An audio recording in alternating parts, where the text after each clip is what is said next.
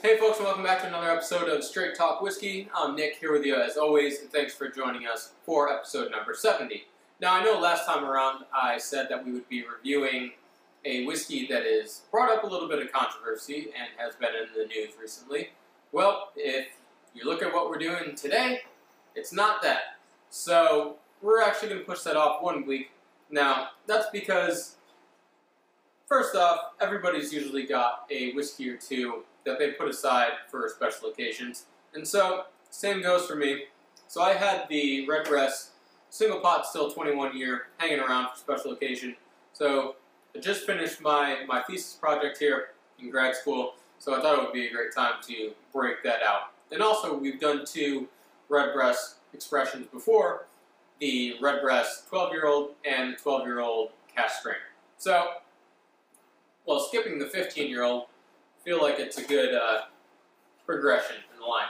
Now, obviously, there's the LaSalle edition that's out there somewhere. It's not available here yet, to my knowledge, but all in due time, we'll get that for you. So, what do we have here? Well, we have the traditional style of Irish whiskey in the single pot still.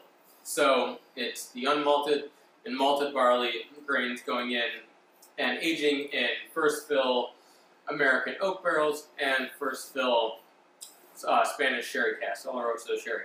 So, we have that. What do we also have on here? Well, we've got, well, I can hardly believe my eyes.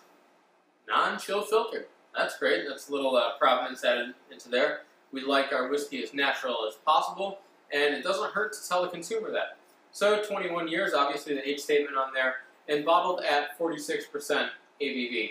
Now, if you look on the back, as with all Redbreast expressions, you get a nice little journey here of really colorful and bold words that really describe the whiskey well, especially if you're a newcomer to it. It's good to get a little bit of hints from the little tin or the bottle. Depends on what you got going on. So, that looks like we got the same sort of information on here. Though my label looks like somebody had been having a few drams of their own when they printed this label out, or whatever the printing machine was. But nonetheless, let's pour a little bit here. So, you can also see I've got my water out here. It's bottled at 46%. And being 21 years old, you want to see if there's any, slight nuance with adding just a little bit of water. We'll get into that once we've tried it without any water added to it. So, obviously non-chill filtered. Very nice color to this. Not that chill filtering would affect the color much, but it doesn't seem to be like there's any caramel added to this. I don't know why they would want to. Anyway, it's sitting inside of a tin or cardboard box, as well as green, signature bottle of Redbreast expression. So no need to really add any caramel to it. So we've got a nice honey gold deep, almost ruby red. They say Redbreast. You can see the little glint of red in there. I don't know how far that goes or how many of these you have to have until you see that, but nonetheless. So, also, another thing. Some of you wine connoisseurs might know that if you take a little turn around the glass, you don't need to shake it up. You don't need to get your, protein shaker out there and shake your whiskey up. But you'll notice, like wine enthusiasts see a lot of times when tasting wine, is you get the nice little legs, almost like little spider webs, going down the sides of that. And that's a really good indication that you have pretty decently aged spirit inside. So, it's just another, obviously you have an age statement, but it's just neat to see that. So if you have an unaged, or a non-age statement whiskey, give it a little stroll. Maybe you have a little bit older whiskey in there if you get these really slow-moving legs. Now other times, with the younger whiskey, you may get a little bit of the leg, but it'll return to the glass pretty quickly. So anyway, let's go in for the nose.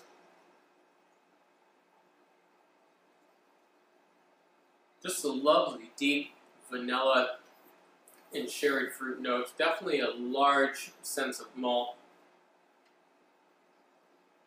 like fresh baked bread. Really lovely. And also there's this really freshness to it, which is interesting because of its age. But it's like a woody note, like a pine tree or spruce, that sort of thing. Maybe spruce tree, pine needles is more on point with that. Just a really spry, fresh, got a little zing to it in the nose. Very much like wintergreen or mints, that sort of thing. Let's go in for the taste.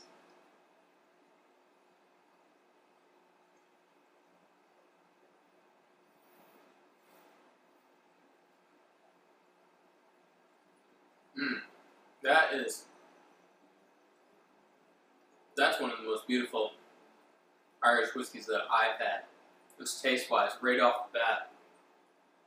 You get a really rich sherry note, really rich fruit. I'm getting some grapefruit in there, some ripe strawberry in there, but also this undercurrent of vanilla and the notes from the bourbon cask, the American oak.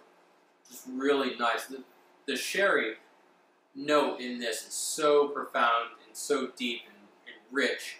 You can tell that age, at 21 years, they've nailed it. That's the perfect age for this.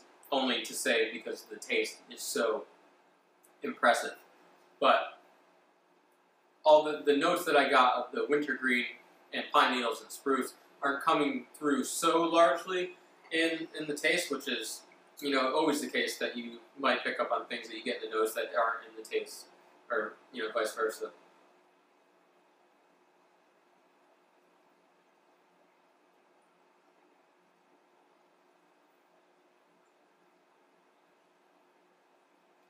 One thing that I can't leave out, and it's true for a lot of single pot still Irish whiskeys, definitely the 21, is it's got, you can tell the cut that the master distiller made. It's got a lot of those, the heads and tails, the expanding, that heart cut is just really profound, because what you're getting is more breadth to it. You're getting some of those, you can just tell in the mouthfeel that it's got a heavierness to it. It's almost like a syrup, if you will. When we did the review on the Powers John Lane, that sort of texture and mouthfeel to it. You can almost chew it. I swear to God, if you haven't had it before, it's almost like you can chew this. And it's absolutely brilliant. So, let's see. Now I've got enough left here. Do a little bit of, I put 3 holes on this, but only one is open, so you gotta kind of guess as to which one it's got it. So, I only use this not to be pretentious at all. Believe me, I'm not. If you've watched these reviews, I'm not at all. But I just like the fact that you can get each and every little drop that you want. You can count out every drop. So there's 2 drops, 3 drops, and we put the rest back in the kitty there. You can do whatever you want, obviously. Not here to tell you which way is right or which way is wrong, but I would suggest with the 21-year-old that you ease into it just a little bit, drop by drop. If you can go easy on the sips and that sort of thing, so that you don't down it and then end up having to keep pouring and add a little bit of water, and then don't get crazy with that. Just add a little bit as you go, and you can tell when it's just right. So, a lot of times when you have more time for yourself, and maybe you're with friends or that sort of thing, and just taking it easy, which is always best. With a review, I can't sit here. I guess I could let this sit out for 15, 20 minutes and then come back, but there's no real point in that. I just like to get it all in one shot. So, anyways, getting off the horse there a little bit. But, all that to say, you give it some time, add a little bit of water, come back 15 minutes later, you may notice a completely different whiskey than you tried the first time. So, just a fun little experiment that you can have, especially with a whiskey of this age.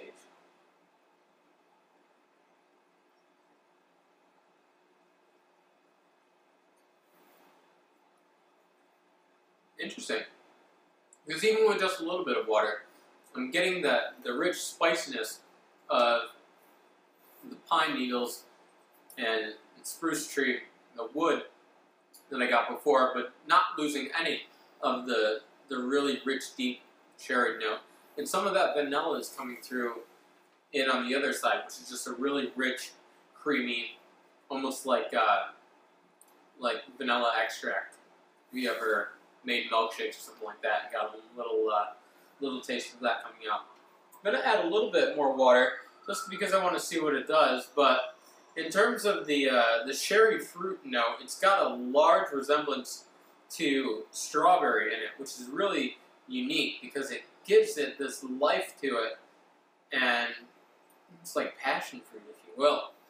It's just got a really nice, for the age, you might think it would be more things like tobacco leaf, or really rich vanilla, really rich, creamy, malty notes, which are in there to an extent, but what's really coming through is the fruitiness and the shared quality of this, to me at least. It might be different to you.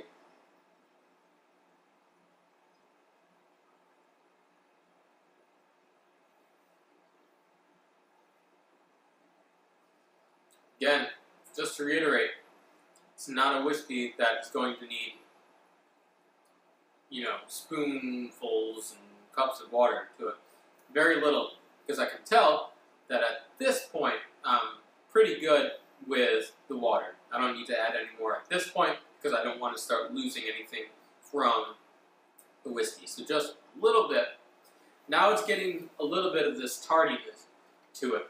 And that fruit note's changing just a little bit, and that vanilla is somewhat fading away just a little bit, but nothing overtly so. So, anyway, let's get into a score for the Redbreast 21-year-old. Maybe the next time there's a special occasion, I'll bring out Bushmills 21, and then we'll compare those. Maybe because of the year, it doesn't really matter. One's a single pot still, and the other one's a malt. So, for episode number 70, I'm going to give this a score of 98 out of 100. For me, not much else has come close to that. A few things have, maybe 2 or 3, and that's about it. So, hope you enjoyed. Hope you'll tune in next time. And if you're going to drink responsibly, as always. And we'll see you next time.